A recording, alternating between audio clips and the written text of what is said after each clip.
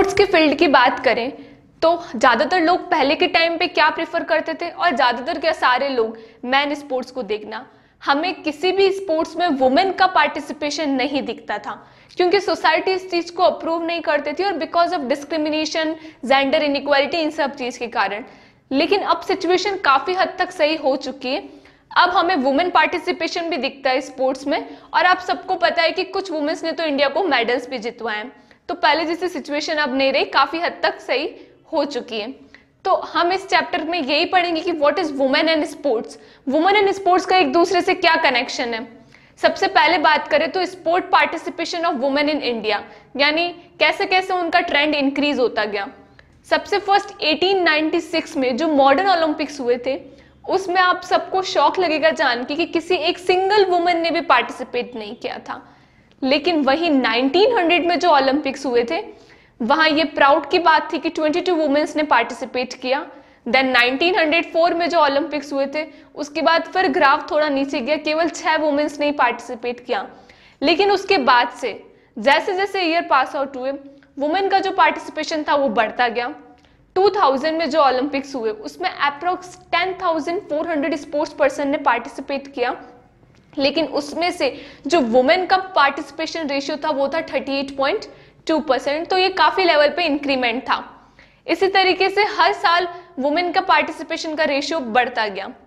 कर्णम मल्लेश्वरी, जिसका नाम आपने सुना हो, 2000 में वो एक ऐसी फर्स्ट इंडियन वुमेन थी जिसने वेट लिफ्टिंग को जीतकर इंडिया को ब्रॉन्ज मेडल जिताया था। फर्स्ट इंडियन लेडी थी वो। और उसके बाद 2012 में साइना नेहवाल और एमसी मैरी कॉम ने इंडिया को मेडल जितवाया। फिर बात करें 1984 में, तो पीटी उषा, जो कि मेडल तो नहीं जीत पाई, लेकिन उनका जो परफॉर्मेंस था वो बहुत ही रिमार्केबल था। तो डे बाय डे और ईयर बाय ईयर उनका जो लेवल था वुमेन पार्टिसिपेशन इन स्पोर्ट्स, वो बढ़ता गया। लेकिन पहले के टाइम पे इतनी इनइक्वालिटी, और अभी भी कुछ है जेंडर डिस्क्रिमिनेशन, जहां वुमेन को प्रॉपर फैसिलिटीज नहीं प्रोवाइड की जाती स्पोर्ट्स के लिए। स्पोर्ट्स प्रोग्राम जो मेंस के लिए होते हैं वैसे वुमेन्स के लिए नहीं होते। ना ही उनको कोचेस प्रोवाइड करवाए जाते हैं औरतों को, ना ही उनको इनकरेज किया जाता है किसी भी चीज में पार्ट लेने के लिए। और सोशल अपोजिशन तो सबसे बड़ी चीज थी। मैरी कॉम की बात करें तो मैरी कॉम के फादर जो थे, उन्होंने भी उनको बॉक्सिंग में जाने से मना किया था। उन्होंने उनको कहा था बॉक्सिंग जैसी चीज है, अगर वो इसमें आगे बढ़ती है तो उनका फेस खराब हो सकता है और मैरिज प्रोस्पेक्टस से रिलेटेड भी प्रॉब्लम्स आ सकती है। लेकिन उन्होंने उनकी बात नहीं सुनी, और उनका जो जज्बा था कर दिखाने का, वो आगे बढ़ी गई। यानी उनको बहुत सी चीजें ऐसी भी फेस आउट करनी पड़ी। पीटी उषा की बात करें तो पीटी उषा ने पूरे नेशनल टेलीविजन के सामने वो पूरी तरीके से टूट चुकी थी, क्योंकि उनके स्टेटस के अकॉर्डिंग उनको रहने की फैसिलिटीज नहीं मिल रही थी। उनको 5 औरतों के साथ रूम शेयर करना पड़ रहा था। तो ये भी उनके लिए एक स्ट्रगल था।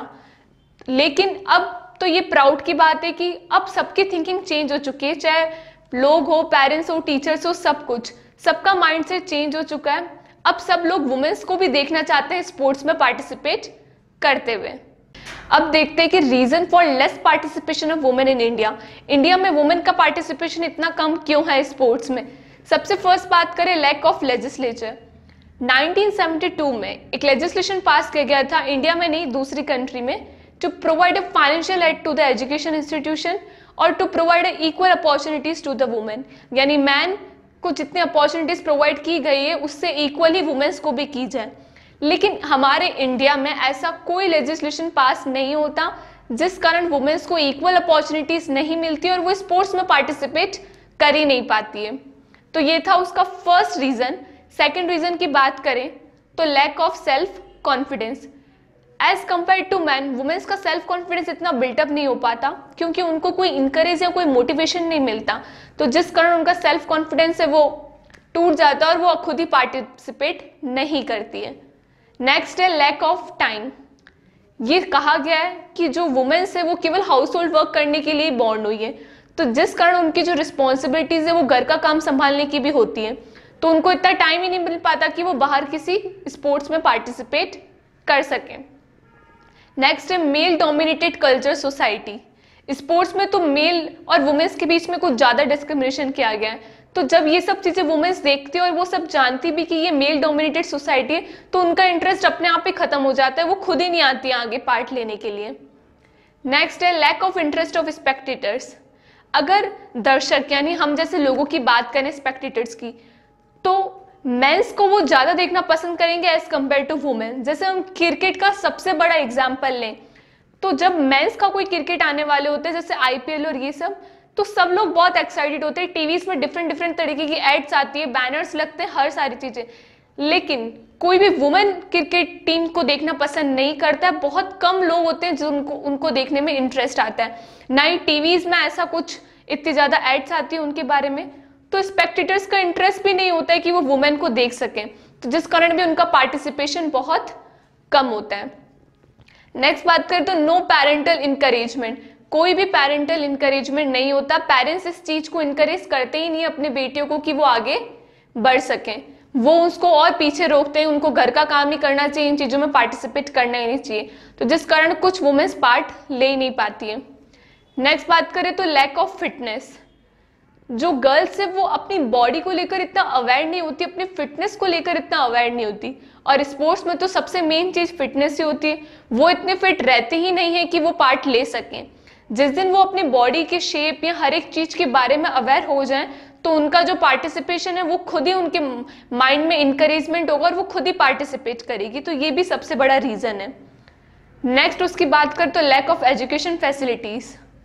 वुमेन्स के पास इतनी एजुकेशन फैसिलिटीज नहीं होती, कुछ कुछ लोग तो अपनी बेटियों को पढ़वाते भी नहीं है, और जो पढ़ती हैं तो कुछ मिसकंसेप्शन के कारण आगे बढ़ नहीं पाती। जैसे कुछ मिसकंसेप्शन में से एक है कि डिलीवरी के टाइम पे अगर कोई लेडी प्रेग्नेंट है तो वो पार्ट नहीं ले सकती स्पोर्ट्स कंपटीशन में। ऐसे कई मिसकंसेप्शन है जो कि गलत है। इन मिसकंसेप्शन के कारण, प्रॉपर एजुकेशन ना होने के कारण वो आगे बढ़ ही नहीं पाती। नेक्स्ट बात करें less number of women coaches. Schools में भी हमने देखा है कि मेल कोचेस ज्यादा होते हैं वुमेन कोचेस से कंपेयर करें तो इस कारण भी औरतें आगे बढ़ती नहीं, क्योंकि उनको प्रॉपर कोचिंग दी नहीं जाती, क्योंकि कोई भी वुमेन कोच अवेलेबल नहीं होता, मेल कोच होते हैं, जिसके कारण वो कंफर्टेबल बात नहीं कर पाती। नेक्स्ट करें तो लैक ऑफ प्रॉपर सेफ्टी। ये सबसे बड़ा रीजन है कि उनको पास पर्सनल प्रॉपर सेफ्टी नहीं होती। अगर उनको कहीं ट्रैवलिंग करनी है, यहाँ से किसी दूसरे सिटी में जाना है, तो पर्सनल सेफ नहीं फील करती, उनको बहुत अब्यूज किया जाता है, बहुत सारी चीजें उनको सफर आउट करनी पड़ती है, जिस कारण वो सेफ फील नहीं करती और वो आगे पार्टिसिपेट करती ही नहीं है। लास्ट देखिए तो lack of proper access to the facilities. जो फैसिलिटीज मेंस को प्रोवाइड की जाती है लाइक इक्विपमेंट, ट्रेनिंग, कोचिंग, सारी चीजें, उनमें से कुछ भी वुमेन को नहीं प्रोवाइड किया जाता, जिस कारण उनका कोई इंटरेस्ट ही नहीं होता, ना उनको कोई इंकरेजमेंट होता है, ना ही उनकी कोई एनर्जी होती है कि हम इन चीजों में लें, क्योंकि उनको इक्वल अपॉर्चुनिटीज प्रोवाइड नहीं की जाती है। नेक्स्ट पॉइंट की बात करते हैं स्पेशल कंसिडरेशन। अगर हमने अभी तक ये देखा कि जो वुमेन का पार्टिसिपेशन है स्पोर्ट्स में वो पहले के कंपैरिजन बहुत बड़ा है, लेकिन वहीं दूसरी तरफ देखें तो कुछ लोग आज भी ऐसे हैं जिनका ये मानना है कि वुमेन स्पोर्ट्स में पार्ट नहीं ले सकती। उनके जो साइकोलॉजिकल स्ट्रक्चर से वो बहुत डिफरेंट होते हैं और उनको बहुत सी प्रॉब्लम्स होती है like menarche, menstruation, menopause, pregnancy जैसी कई दिक्कत का सामना उनको करना पड़ता है, जिस कारण वो स्पोर्ट्स में पार्टिसिपेट नहीं करती। तो आइए देखते हैं कि इनकी 1 बाय 1 प्रॉब्लम्स और क्या सच में इनको स्पोर्ट्स में पार्टिसिपेट नहीं करना चाहिए। तो सबसे फर्स्ट हम पहले जिसके बारे में पढ़ेंगे वो है मेंस्ट्रुएशन। किसी भी रिप्रोडक्टिव एज की वुमेन यानी 11 to 50 ईयर्स की एज की वुमेन अपने रिप्रोडक्टिव ऑर्गन से हर मंथ कुछ ब्लड शेड करती है, उसी प्रोसेस को मेंस्ट्रुएशन कहा जाता है। ये बहुत पेनफुल और अनकंफर्टेबल होता है, लेकिन ये हमारी बॉडी के लिए इंपॉर्टेंट भी होता है, वुमेन्स की बॉडी के लिए, क्योंकि ये गर्ल्स को एक इंपॉर्टेंट केमिकल प्रोवाइड करता है जिसे हार्मोन्स कहा जाता है, जिससे जो औरतें हैं वो हेल्थी और फिट रहती हैं।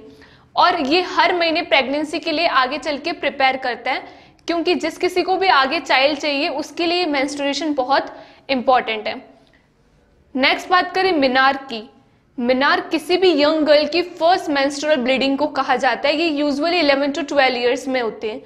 रिसर्च का मानना है कि स्पोर्ट्स में पार्ट लेने से जो फीमेल के रिप्रोडक्टिव ऑर्गन्स हैं उनको कुछ हेल्थ रिस्क हो सकते हैं, बिकॉज फीमेल के जो रिप्रोडक्टिव ऑर्गन्स होते हैं वो बहुत कॉम्प्लेक्स होते हैं, जिसके कारण उनको बहुत से स्ट्रेस चीज़ों का सामना करना पड़ता है।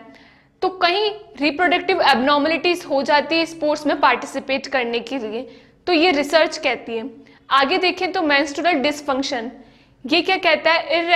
इररेगुलरिटी इन मेंस्ट्रुअल साइकिल। यूजुअली जो मेंस्ट्रुअल साइकिल का पीरियड होता है वो 28 to 30 डेज में अगेन रिपीट होता है हर मंथ। चलता 7 डेज है बट हर महीने 28 to 30 डेज में रिपीट होता है। अगर इसमें कुछ इरेगुलरिटी हो और कुछ प्रॉब्लम हो तो उसे मेंस्ट्रुअल डिसफंक्शन कहा जाता है। ऐसे ही कुछ प्रॉब्लम्स और देखते हैं, जैसे एब्सेंस ऑफ मेंस्ट्रुअल पीरियड्स, यानी मेंस्ट्रुएशन का ना आना या 18 साल के बाद भी इस चीज को ना फेस करना। उस कारण बहुत सी प्रॉब्लम्स होती है, बहुत से डिसऑर्डर्स होते हैं जिनका सामना वुमेन्स को करना पड़ता है। सेकंड बात करें प्री मैच्योर सिंड्रोम्स, यानी मेंस्ट्रुएशन आने से कुछ टाइम पहले ही कुछ वुमेन्स को प्री मैच्योर सिंड्रोम्स होते हैं, यानी उन्हें पता चल जाता है पहले से ही कुछ सिम्टम्स से, जैसे हेडेक होना, कॉन्स्टिपेशन होना, स्ट्रेस होना, बिल्कुल खोए खोए रहना, इस तरीके की चीज़ों से उनको कुछ आइडिया मिल जाता है। थर्ड बात करें एब्डोमिनल क्रैम्प्स की। एब्डोमिनल क्रैम्प्स मतलब जब कोई भी वुमेन इस चीज में होती है मेंस्ट्रुएशन पीरियड में तो उसे कुछ क्रैम्प्स का सफर करना पड़ता है, यानी बैक में पेन होना, हेड में पेन होना, इन सब चीजों को भी उन्हें सफर करना पड़ता है, जिस कारण भी रिप्रोडक्टिव एब्नॉर्मलिटीज हो जाती है। फोर्थ बात करें इरेगुलर मेंस्ट्रुअल ब्लीडिंग। किसी भी गर्ल को जब फर्स्ट टाइम मेंस्ट्रुएशन पीरियड का सामना करना पड़ता है तो उसके बाद रेगुलर होने में 2 या 3 साल लग जाते हैं, तो ये भी एक बहुत बड़ा डिसऑर्डर है। अब बात करते हैं मेंस्ट्रुएशन का स्पोर्ट्स में से क्या लेना देना है।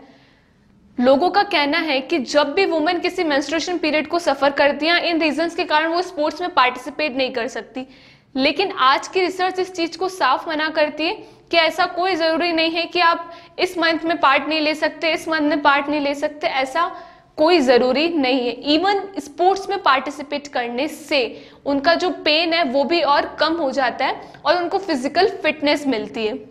नेक्स्ट क्वेश्चन आता है कि क्या प्रेगनेंसी में स्पोर्ट्स में पार्ट लेना चाहिए। तो देखा जाए तो बहुत बड़ा मिसकंसेप्शन है कि प्रेगनेंसी में भी कोई लेडी पार्ट नहीं ले सकती, लेकिन ऐसा जरूरी नहीं है, वो एक्टिवली पार्ट कर सकती है। साथ ही साथ उनको एक्सरसाइज और अपने खाने पीने का ध्यान रखना पड़ता है, वो time to time light exercise को प्रिफर करे और इन सब चीज़ों से वो स्पोर्ट्स में पार्ट ले सकती है, क्योंकि अगर वो फिजिकल एक्टिविटीज़ में लेगी तो उनका जो माइंड है वो भी काम रहेगा और उनकी बॉडी भी बिल्कुल फिट रहेगी।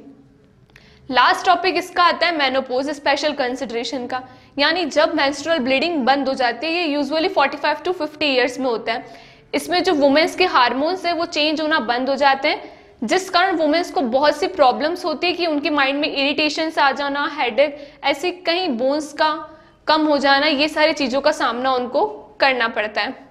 तो इस टॉपिक से यही पता चलता है हमें कि ऐसी कोई भी प्रॉब्लम नहीं है वुमेन्स को जो उनको रोक सके स्पोर्ट्स में पार्टिसिपेट करने से। इवन अगर कोई वुमेन फिजिकल एक्टिविटीज़ में पार्ट लेती है तो उनको ब्रेस्ट कैंसर जैसी प्रॉब्लम, हार्ट कैंसर जैसी प्रॉब्लम से और छुटकारा मिल सकता है। तो ये सारी चीजें सिर्फ एक मिसकंसेप्शन है, ऐसा कुछ भी नहीं होता है। नेक्स्ट टॉपिक पढ़ते हैं फीमेल एथलीट ट्राइट। ट्राइट का मतलब यानी ये 3 चीजों से मिलकर बना है, ऑस्टियोपोरोसिस, अमीनोरिया और ईटिंग डिसऑर्डर, यानी ये 3 चीजें इसमें इंक्लूडेड है। अब ये ट्राइड एक तरीके का सिम्टम या एक तरीके का डिसऑर्डर और इलनेस है जो वुमेन की लाइफस्टाइल को बहुत इफेक्ट करता है और उनकी बॉडी को हार्म भी पहुंचाता है। ये यूजुअली वही वुमेन सफ़र करती हैं जो कि स्पोर्ट्स में एक्टिवली पार्टिसिपेट करती हैं, डे टू डे एक्टिविटीज़ में पार्ट लेती हैं, उनको इन ट्राइड्स को फेस करना पड़ता है। अब ये जो ट्राइड है एक दूसरे से इंटरकनेक्टेड है। अगर किसी को एक ट्राइड होता है, मान लीजिए ईटिंग डिसऑर्डर, तो ये पूरे चांसेस हैं कि बाकी की जो 2 ट्राइड है वो फेस करना पड़े उनको, या वो भी 2 ट्राइड हो सकते हैं उनको। लेकिन अब बात यह आती है कि पता कैसे चलेगा कि किसी फीमेल को या किसी वुमेन को ये ट्राइड्स हैं। इसके कुछ सिम्टम्स होते हैं, जैसे फ्रीक्वेंट इंजरीज होना, इरिटेशन होना, loss of power, low self esteem, ऐसी चीज़ें जो होती है वो इस चीज़ के सिम्टम्स होते हैं जिनके कारण उनको ये ट्राइड्स फेस करने पड़ते हैं। 1 by 1 हम हर ट्राइड को पढ़ते हैं। सबसे पहले पढ़ते हैं ऑस्टियोपोरोसिस। इसका मतलब होता है डिक्रीज बोन मटेरियल कंटेंट, यानी बोन्स का जो मास है वो एक बहुत कम लेवल तक रिड्यूस हो जाता है, जिसके कारण हड्डी में फ्रैक्चर भी हो सकता है। ये यूजुअली विटामिन की कमी होना, कैल्शियम नहीं लेना, प्रॉपर न्यूट्रिशन नहीं लेना, उन सब चीज़ों के कारण होता है। ऑस्टियोपोरोसिस में बोन्स जो है वो बहुत वीक हो जाती है because of loss of bone density, यानी ये प्रॉब्लम वुमेन को सफ़र करनी पड़ती है अगर वो स्पोर्ट्स में पार्ट लेती है तो। अब इसके कुछ कॉजेज होते हैं, जैसे फर्स्ट कॉज की बात करें तो इनसफिशिएंट कैल्शियम इन डाइट, यानी हमारी डाइट में, वुमेन्स की डाइट में प्रॉपर कैल्शियम नहीं होना। कहा जाता है कि 100 mg कैल्शियम सफिशिएंट है पर डे डाइट के हिसाब से, अगर वो बॉडी को नहीं मिलता है तो उस कारण ये डिसऑर्डर हो सकता है। सेकेंड है इसका कॉज बैड ईटिंग हैबिट्स, यानी अल्कोहल, ऐसी कई गलत गलत चीज़ों को खाना, इसके कारण भी ये चीज़ फेस करनी पड़ सकती है। थर्ड कॉजेज है इसका ईटिंग डिसऑर्डर, प्रॉपर अमाउंट में कैल्शियम ना लेना, विटामिन की कमी होना, बॉडी में डाइटिंग करना कि हमें डाइटिंग करनी है, इससे वेट लूज हो सकता है, जिसके कारण कुछ इंपॉर्टेंट चीज़ों को वुमेन्स नेग्लेक्ट कर देती है और जिसके कारण ये प्रॉब्लम उनको सफ़र करनी पड़ती है। नेक्स्ट अगर बात करें ऑस्टियोपोरोसिस की बात, तो अमीनोरिया। अमीनोरिया दो तरीके के होता है, प्राइमरी अमीनोरिया और सेकेंडरी अमीनोरिया। प्राइमरी अमीनोरिया मतलब कि किसी गर्ल की, किसी वुमेन की रिप्रोडक्टिव एज तो आ चुकी है, मान लीजिए 18 या 18 ईयर्स अबाउ, पर उसको मेंस्ट्रुएशन पीरियड बिगिन नहीं हुए, अभी तक मेंस्ट्रुएशन साइकिल उसकी बॉडी के अंदर बिगिन नहीं हुई है, तो वो होती है प्राइमरी अमीनोरिया। सेकेंडरी अमीनोरिया होती है कि रिप्रोडक्टिव एज भी आ चुकी है, टाइम पे उसकी मेंस्ट्रुएशन पीरियड भी स्टार्ट हो चुके हैं, लेकिन कुछ टाइम बाद वो स्टॉप हो जाते हैं, यानी 2 या 3 मंथ 4 महीने बाद वो बंद हो जाते हैं, फिर बहुत टाइम बाद वापस से होते हैं, तो उससे कहता है सेकेंडरी अमीनोरिया। इसके कॉजेस की बात करें तो हार्मोनल चेंजेस, कुछ हार्मोनल चेंजेस के कारण ये डिसऑर्डर फेस करना पड़ता है। सेकेंड बात करें तो intake of less calcium. Intake of less calcium मतलब डाइट में प्रॉपर कैल्शियम ना लेना, प्रॉपर न्यूट्रिशन ना लेना, जिसके कारण भी वुमेन्स को ये प्रॉब्लम फेस करनी पड़ सकती है। थर्ड कॉजेस का इंटेंसिव एक्सरसाइज। इस चीज से बचने के लिए अगर आप एक्सरसाइज नहीं कर रहे हो, स्पोर्ट्स में यूं ही पार्ट कर रहे हो और अगर आप एक्सरसाइज पे ध्यान नहीं दे रहे हो तो भी आपको ये प्रॉब्लम हो सकती है। अगर आपको इस डिसऑर्डर से बचना है तो प्रॉपर कुछ एक्सरसाइज जो कि कोई गाइड करे, उससे रिलेटेड आपको ये एक्सरसाइज कुछ करनी चाहिए। थर्ड जिस डाइट की बात करी थी, ईटिंग डिसऑर्डर। इसमें क्या होता है कि गर्ल्स अपने बॉडी वेट को लूज करने की कोशिश करती है जस्ट बिकॉज उनका स्पोर्ट्स में परफॉर्मेंस अच्छा हो सके, लेकिन इस चक्कर में वो कुछ ऐसे अनहेल्थी मेथड्स को अडॉप्ट करती है, लाइक डाइटिंग करना, कुछ चीज़ों को खाने में इग्नोर करती है, जो कि सही बात नहीं होती। ये भी दो तरीके की होती है, इसमें भी दो चीज़ें होती है, एक तो होता है एनोरेक्सिया नर्वोसा और दूसरा होता है बुलिमिया नर्वोसा। एनोरेक्सिया नर्वोसा मतलब कि यहाँ जो गर्ल्स है वो सिर्फ फूड के बारे में सोचती है कि उनका बॉडी वेट वो कैसे लूज कर सकती है, कैसे वो डाइटिंग करे, कैसे किन चीज़ों को इग्नोर करें, जिसके कारण उनका बॉडी स्ट्रक्चर बहुत डिस्टॉर्टेड हो जाता है, जहाँ सामने वाले को देखने से तो लगता है कि हाँ ये थिन है, इनका वेट लूज हो रहा है, बट वो जब वो खुद वुमेन मिरर के सामने खड़ी होती है तो दे फील लाइक ओबेस, उनको लगता है कि हम अभी भी मोटे ही हैं, बट सामने वाले को लगता है कि वो पतले हैं। तो ये होता है एनोरेक्सिया नर्वोसा। सेकेंड होता है बुलिमिया नर्वोसा। बुलिमिया नर्वोसा मतलब जो गर्ल्स है वो एक्सेसिव फूड खा तो लेती है और उसके बाद वॉमिट कर देती है ताकि उनका बॉडी वेट लूज हो जाए या इक्वल आ सके। तो ये लास्ट था हमारा ईटिंग डिसऑर्डर। अगला टॉपिक है psychological aspects of the women athlete, जिसमें हम फर्स्ट पढ़ेंगे जेंडर रोल ओरिएंटेशन। यानी कुछ जो स्पोर्ट्स हैं, ये देखा गया कि कुछ स्पोर्ट्स केवल मेल्स के लिए ही होते हैं, उनको वुमेन्स का उसमें कोई पार्टिसिपेशन नहीं होता, लेकिन ये बातें पुरानी थी, अब इसमें बहुत चेंजेस आ चुके हैं। जैसे अगर हम इन स्पोर्ट्स को देखें, कुछ एथलीट्स को wrestling, weight lifting, kick boxing, ये सारी चीज़ें भी, इनमें भी अब वुमेन का पार्टिसिपेशन हमें दिखता है। तो जो वो जेंडर डिफरेंसेस था वो पहले था, अब इस लेवल पे नहीं है। सेकंड बात करें कॉन्फिडेंस की, ये माना जाता है कि मेल्स में जो कॉन्फिडेंस है वो ज़्यादा होता है एज कम्पेयर टू फीमेल्स, लेकिन नहीं, स्पोर्ट्स वुमेन और नॉन स्पोर्ट्स वुमेन में डिफरेंस है। जो स्पोर्ट्स वुमेन होती है उनका कॉन्फिडेंस एक्सट्रीम हाई होता ही है, उनका कोई कॉन्फिडेंस लो नहीं होता एज कम्पेयर टू वो वुमेन्स जो कि स्पोर्ट्स में पार्ट नहीं लेती है। थर्ड बात करें कॉम्पिटिटिवनेस, वुमेन्स बहुत गोल ओरिएंटेड होती है अपने किसी भी पॉइंट को लेकर, यानी अगर वो किसी गेम को खेल रही है तो उनका पूरा ध्यान उसको जीतने पे ही होता है। ये वही वुमेन्स होती है जो कि स्पोर्ट्स में एक्टिव पार्टिसिपेशन देती है। नेक्स्ट बात करें सेल्फ स्टीम, वुमेन्स को एज कम्पेयर टू मेल्स उनका सेल्फ स्टीम लो होता है, जिसके कारण उनको बहुत ही इंटेंसिव एक्सरसाइज और ट्रेनिंग्स प्रोवाइड की जाती है, लेकिन जो स्पोर्ट्स में ट्रेनिंग प्रोवाइड की जाती है और जो स्पोर्ट्स में डे टू डे एक्टिविटीज़ में पार्ट लेती है उनका सेल्फ स्टीम ज़्यादा ही होता है।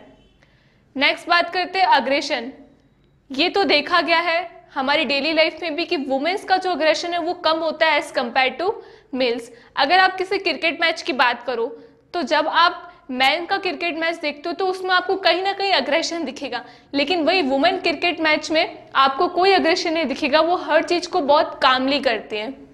नेक्स्ट साइकोलॉजिकल एस्पेक्ट से सेल्फ बॉडी इमेज। मेल्स अपनी बॉडी इमेज को लेकर बहुत पॉजिटिव होते हैं, वहीं फीमेल्स बहुत नेगेटिव होती है। वो नेगेटिव इसलिए होती है क्योंकि उनको अपने ज़्यादा प्यार फिजिकल ब्यूटी से होता है। वो स्लिम और थिन दिखना चाहती है, अच्छा दिखना चाहती है, और वो बहुत अनकॉन्शियस फील करती है अगर सोसाइटी के हिसाब से उनकी जो बॉडी है वैसी नहीं हो, जिस कारण उनकी जो बॉडी इमेज है खुद के अंदर लेकर वो नेगेटिव होती है। लेकिन स्पोर्ट्स में पार्ट लेने से ये चीज़ भी उनके अंदर कन्वर्ट होके पॉजिटिव हो जाती है। लास्ट साइकोलॉजिकल एस्पेक्ट से डिप्रेशन। ये तो सब जानते हैं कि स्पोर्ट्स में पार्ट लेने से डिप्रेशन कम होता है, स्ट्रेस बहुत कम होता है, जो कि वुमेन्स में एज यूजुअल ज़्यादा होता है। तो जो वुमेन्स स्पोर्ट्स में पार्ट लेती है उनका डिप्रेशन और स्ट्रेस कम होता है एज कम्पेयर टू वो वुमेन्स जो कि स्पोर्ट्स में पार्ट नहीं ले रही है। लास्ट टॉपिक है इस चैप्टर का sociological aspects of the participation of women in India. तो सबसे फर्स्ट एस्पेक्ट देखें तो फैमिली का इंकरेजमेंट बहुत ज़रूरी होता है गर्ल्स को आगे बढ़ाने के लिए, लेकिन बहुत से फैमिलीज की आज भी यही थिंकिंग है और वो मेल्स को यानी बॉयज़ को इंकरेज करती है आउटवर्ड स्पोर्ट्स एक्टिविटीज़ के लिए, क्योंकि उनका मानना होता है कि लड़कियां सिर्फ घर के काम करने के लिए बनी है, किचन में रहने के लिए, उनको बाहर नहीं भेजा जाता खेलने के लिए। तो ये सबसे बड़ा एक फैक्टर है सोशोलॉजिकल एस्पेक्ट्स की। अगर फैमिली से मोटिवेशन और इंकरेजमेंट मिलेगा, उनसे परमिशन मिलेगी, तभी गर्ल्स आगे बढ़ेगी। लेकिन वहीं कुछ फैमिलीज जिनको स्पोर्ट्स की वैल्यू पता है, उसका रूल पता है, वो इस चीज को इंकरेज करती है और गर्ल्स को आगे बढ़ने का मौका देती है। सेकेंड बात करें स्कूल्स, जहाँ फैमिली से सपोर्ट नहीं मिलता तो वहाँ स्कूल बहुत काम आती है, क्योंकि स्कूल्स में अगर डिफरेंट कोचेस और डिफरेंट गेम्स गर्ल्स के लिए भी ऑर्गेनाइज करें तो उनको एक इंकरेजमेंट मिलता है आगे बढ़ने का। लेकिन हमने देखा है कि बहुत से स्कूल्स में जहाँ बॉयज़ टीम होती है कुछ गेम्स के लिए जैसे क्रिकेट, फुटबॉल, वहीं कोई पर्टिकुलरली गर्ल्स टीम नहीं बनाई जाती, जिससे वो डिमोटिवेटेड फील करती है। लेकिन कुछ स्कूल्स अगर ऐसे भी हैं जहाँ गर्ल्स के लिए अलग से गेम्स प्ले किए जाते हैं और बॉयज़ के लिए अलग से। थर्ड बात करें कल्चर भी बहुत इंपॉर्टेंट रोल प्ले करता है। ये कहावत आपने सुनी है कि लड़कियां जो हैं वो किचन में काम करने के लिए बनी है, लेकिन अगर कल्चर चाहे तो इस चीज़ को इग्नोर कर सकता है। हमारी सोसाइटी में अगर कोई गर्ल्स बाहर खेलने जाती है या अपने पेरेंट्स अपने बच्चों को बाहर भेज रहे हैं तो सोसाइटी उन लड़कियों को बहुत नेगेटिव तरीके से देखती है। तो कल्चर इस चीज़ में बहुत इंपॉर्टेंट रोल प्ले करता है। नेक्स्ट बात करें एटीट्यूड एंड प्रेजुडिस का मतलब होता है पक्षपात। गर्ल्स यूजुअली इस कारण भी आगे नहीं बढ़ती, वो खुद ही क्विट कर देती है बिकॉज ऑफ पक्षपात और इस तरीके के एटीट्यूड से। लास्ट हमारा जो एस्पेक्ट है वो है religious faith discourage the participation of women in India. कुछ रिलीजियस फेथ के कारण भी वुमेन ऑटोमेटिकली आगे बढ़ती नहीं और वो वहीं पे क्विट कर देती है।